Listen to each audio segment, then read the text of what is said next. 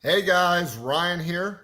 I've got some exciting new technology to share with you, as well as some awesome workouts. And there's some new pieces of equipment you'll get to test out this week in Stanton. There's so much going on here.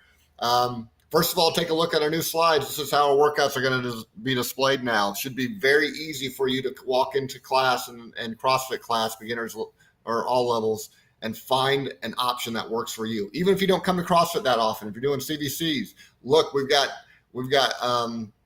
deadlifts with kettlebells. So if you're not wanting to use that barbell, we've got an option for you. So it should make getting into class and understanding what's going on a little bit simpler for everybody. And then if you've been coming for a while, you can be able to look at this and see all the different scaling options that are available to you to help you work on those weaknesses and get stronger at those things that you're wanting to get stronger at. So, and CrossFit, we're starting off the week with our chance to finish out our powerlifting testing. So overhead squat rep, our 5-rep overhead squat test is what we're going to start the week with. If you're not testing, we've got a 5x5 sequence that you can do as well, and we'll always have scaling options for you if you don't want to go overhead. We've got a suggested warm-up scheme for you, but you don't have to use it. Basically, you have about 10 or 12 minutes to get to that best 5-rep attempt. After that, we're starting the week kind of with getting us excited about the Open. So we've got an old 2008 CrossFit Games workout. This is a burner. It takes a few minutes, 5-6 minutes to get through. It's about around a minute. And this is a great way to get yourself introduced to finding the color that's most appropriate for you. If you've been looking at that map in Fishersville and you're starting to think, okay, maybe I'm a yellow, maybe I'm an orange, and you're starting to see those weights would line up with me. Before we even start doing the testing and getting on the map, you're going to see how you can use this to best pick out a workout for you. Take a note, it has this idea of levels consideration. So maybe you're starting to think, maybe I'm a yellow, maybe I'm an orange, but my deadlift is pretty strong. I'm closer to a blue or a purple in deadlift. Today would be the day where you might be able to amp up towards that blue weight then. However, you have to take into account the lactic tolerance portion of this. So if you could have a strong 1-rep max on your deadlift, but you can't stay unbroken this entire workout and stay unbroken in that quick time that you're going to be working, 5 or 6 minutes, maybe you don't scale up. And also if those burpees are going to beat you down, you're going to slow down a lot with those, maybe then you don't scale up as well. We also have the option of bodybuilders there. So bodybuilder is essentially a squat thrust, or it's a burpee without that push-up.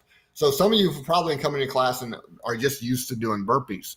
In case of today, if you want to move a little bit faster through this workout and really push that lactic tolerance and feel that burn and try to push through it, maybe you stay with those bodybuilders to keep the workout moving a little bit faster for you. After that, we should have plenty of time to get into this extra credit, work on those muscles that are going to help you get to your pull-ups with pull-downs, lat pull-downs, and pull-ups or ring rows. Not necessary to get through all 3 rounds there, and it's not necessary to give yourself 90 seconds of rest in every round, but this is a good idea of some stuff to work on after class. From that, we'll go to CVC. So we're starting out the week with a commitment. This is pretty straightforward. We'll get to our 10 on a shuttle run pretty easily. We'll get to a 10 very easily on our jump squat, and then we're working on some core strength at a high intensity with hollow rocks and Superman alternating between the rounds. And one of my favorite movements, the dumbbell renegade row. This is actually a single arm, so you do a push-up and row on one side, which means you can move a little bit faster through this. If you want to slow down, which I'm going to suggest to you to do that, because during CVC this week, you've got lots of opportunities to work on your push-ups. So slow the push-ups down that day by going as heavy as you can with that dumbbell on that row. Otherwise, you'll be doing push-ups really quickly there. And then in CrossFit, we're doing some cleans at the end of the week, but if you can't wait that long, we've got a cash out with some dumbbell hang cleans, and we've got some heavy dumbbells in stand that you can play with if you can work up to that weight. On Tuesday, in CrossFit, we've got an interval-based workout, but it's kind of interesting because you keep increasing the amount of time that you work during the intervals, and the rest stays the same. So this is very aerobic in nature.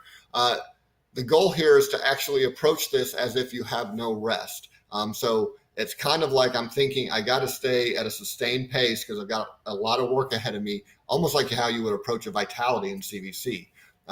So you start out with a minute of work at 3 different movements with only 30 seconds of rest in between those movements. Then give yourself a full 2 minutes of rest, and then you're now working for 90 seconds, and then it ends with 2 minutes at each of those movements. And we've got plenty of time to work on some cash outs there. If you did hollow holds in CVC that day, you may want to dial back the extra credit this day with the 1 minute hollow holds on Tuesday. And the coaches will give you strategies on how to deal with that 1 minute hollow hold. Vitality that day, that Tuesday. This is our first chance to use the ski ergs. So we're going to pull those out. We'll give you some guidance on those. They function kind of like rowers, except they're standing up, and it's kind of like a cross-country skiing motion. They have dampers on them, but they're an electronic damper, and they go they go up to like at least a 16 on that electronic damper. You're probably going to want to start somewhere about a 6 or 7 just to get used to it. Use this opportunity with the vitality workout to start slow and get used to that workout. But once you the movement, and once you get used to it, you can start to bump that damper up and get more out of each pull. That damper increases the resistance, but it also allows you to get a little bit more out of each pull.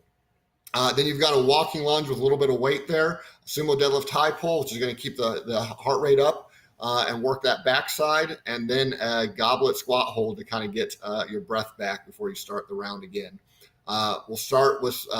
We'll end with some double kettlebell bent rows. So that's a kettlebell in each arm, and you're bending over and you're kind of bracing yourself almost like in your deadlift position, but you're pulling with your arms, working those lats and biceps, getting better at that pulling motion.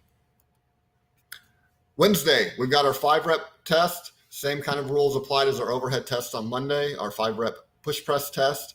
And then we've got a really interesting workout here, an ascending factorial rep scheme, which means things are going to start to slow down as those reps add up. Lots of different options here for scaling. Obviously, most people are not going to be doing 55 handstand push-ups.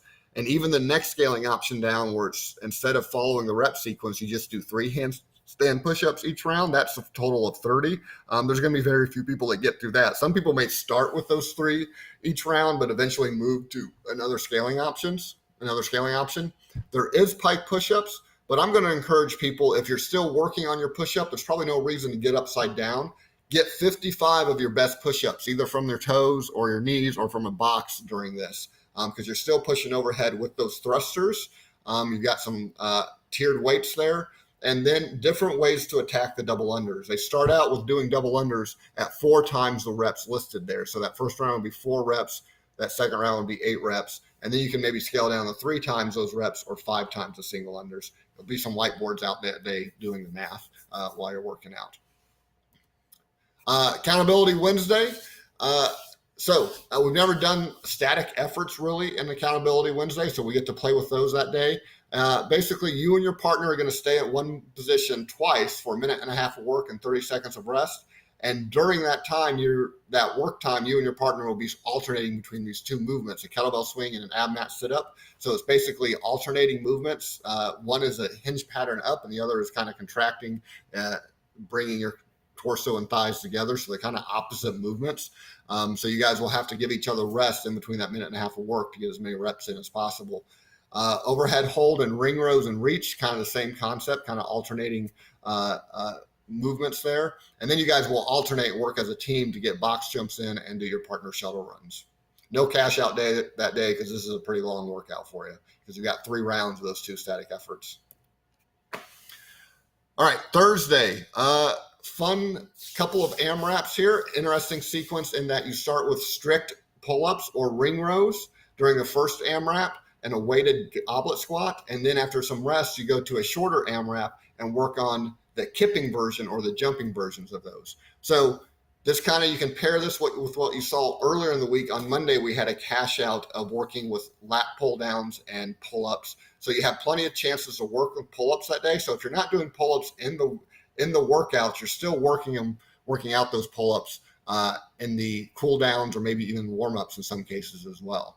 And then we have an extra credit here, a 1.5 mile run, just to kind of shake out the juices there and keep that aerobic conditioning going. Not trying to PR it or anything. And you can scale this run if you want to. Maybe it's just a mile run, maybe it's a 1/2 mile run. Finally, we get to our confidence test for CVC. We've done this once before. Can't wait to see it done again. Basically, you're going to carry a clipboard or a whiteboard around with you and actually record how well you do. How far can you get with 4 minutes of rowing? How many step-ups can you get with what weight on the farmer's carry? Basically thinking about doing the most tonnage you can do. How many parasites, how many push-ups can you get in? As I said, you're going to get plenty of push-up opportunities this week in CVC. And then you're 1 for 2 wall balls, trying to get the most out of those 4 minutes as well. Friday, we've got power cleans. And so if you're comfortable with the power clean, you're going to practice that. You've got different suggested weight, rep schemes you could use. Basically, you're going to do one of those rep schemes every 2 minutes for 5 minutes for about a 10-minute workout there after learning how to do the power clean. Now, if you're just coming to your first class and you're seeing the power clean for the first time, you may get a chance to kind of go through that with an empty barbell, but then you'll have the option of going to that kettlebell swing and really just working on a good hip extension. So there's something for everybody here. And then if you know the squat cleans, you can come into class and work on those squat cleans. We'll then carry the cleans over to the workout, which starts with an 800-meter run, and then 3 rounds for time of wall balls, snatches, and squat cleans. Will be very interesting how well you do going from that big pull with the snatches to another big pull, very heavy pull with the power clean. So it's very important on this one that you scale your weight. I know I'll be scaling on it because the clean is not my best movement, and I hate those dumbbell snatches. So I'll be scaling down on this to keep moving and really focus on good form during those power cleans while I'm fatigued. You've got about a 14 to 15 minute workout there. Another vitality this week, bringing out the ladders, and then to work on that footwork and get the heart rate up. And then the movement, I wish we did more often, the dumbbell power swing. So if you're not cleaning that day in CrossFit, you still get a big, powerful hip hinge with some heavy dumbbells into that power swing. So complementary movements there, either with CrossFit or CVC, you're still going to get a good, powerful hip hinge. Plank up downs, I told you, you're going to get plenty of push-up work that day. And then the sumo deadlift there, working on that backside. And you can't see it on my slideshow right now. I'll have to fix that. You're ending the day with your cash out of 3 minutes of jump rope practice. Last movement. On Saturday, we'll get a chance to work on the snatch. If you're new to it, you'll stay very light and maybe even stay with that PVC pipe. But then you'll carry that snatch progression over into your workout for another former CrossFit Open workout, one of my favorites. I remember doing it with Joby one of the first years we started this. We may have to redo that again. So you want to pick a weight where you can keep moving with those power snatches and keep moving with that big pull they got there, either jumping pull-ups or pull-ups or muscle-ups. And you can also pair that with a kettlebell swing. You get the most out of this workout. Short workout, 7-minute workout, so you have plenty of time. We want to end the week there with some good rolling out. We're suggesting here getting into those feet, because after a couple of days of jump rope, actually several days of jump rope this week, and even doing the Olympic lifting at the end of the week, those feet can get sore as they're trying to grab the ground. But you also have a chance to want to roll out those shoulders and legs as well. All right. Actually, I almost forgot my last confidence workout from CVC this week. 2 minute work, 2 minutes or 1 minute of rest, or slow burn. This is all about pacing yourself. You can kind of work at a little bit higher intensity than you normally work for confidence because you get a full minute of rest. We'll be doing the bikes in Stanton. And then we've got that double burpee to end the rounds. And that is, again, more chances to work on your push-ups in CVC this week. All right. Hope you guys enjoyed. See you in the gym this week. Thanks.